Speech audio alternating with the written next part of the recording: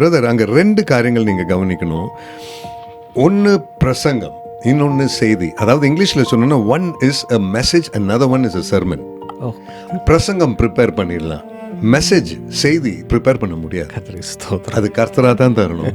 அதாவது நான் போய் நோட்ஸ் எழுதி வச்சுட்டு, நான் ஏதோ பைபிளில் கொஞ்சம் ரெஃபரன்ஸ் வார்த்தையெல்லாம் எடுத்து, கொஞ்சம் இன்டர்நெட்டில் போய் கொஞ்சம் ரெஃபரன்ஸ் எல்லாம் எடுத்து, ஒரு கதையெல்லாம் அட்டாச் பண்ணி, ஒரு பவர் பாயிண்ட் எல்லாம் பண்ணி ப்ரிப்பேர் பண்ணி, ஏதோ காலேஜில் கிளாஸ் ரூமில் காமிக்கிற மாதிரி நான் ப்ரெசன்டேஷன் பண்ணுறேன்னா அதுக்கு பேர் சர்மன், அதுக்கு பேர் பிரசங்கம்.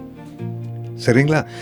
உண்மையாக அந்த மேடையில் நிற்கும்போது தேவ வார்த்தை பயபக்தியோடு படித்து ஜபத்தோடு வந்து ஆண்டவரே நீங்கள் பேசுங்க அப்பான்னு நிற்கும் பொழுது ஒரு செய்தி அவர் தருவார்.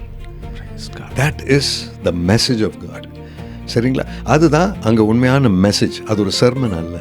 இன்றைக்கி நம்ம அதை புரிஞ்சுக்கணும். அதாவது தேவன் கொடுக்குற அந்த message touches the hearts of people.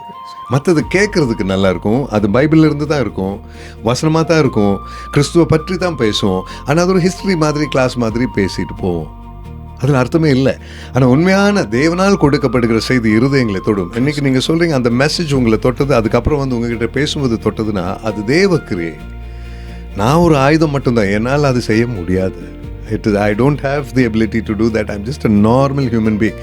So உள்ள அந்த வசனம் எனக்குள்ள கிரியை செய்தா, கர்த்தருடைய வார்த்தை என்னில் கிரியை செய்தா, தேவ சித்தத்திற்கு பிரகாரம் வாழ்கிற ஒருவனாக நான் இருக்கிறேன்னா, அப்படிப்பட்டவனுடைய வாயில வருகிறது செய்தி.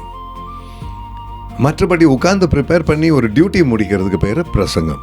ரொம்ப அழகான ஒரு விளக்கத்தை கொடுத்தீங்க. Yes brother, it is very different. அது message and sermon is very different brother. Sermon எங்கே போனாலும் கிடைக்கும் பிரதர், ஆனால் மெசேஜ் கிடைக்காது.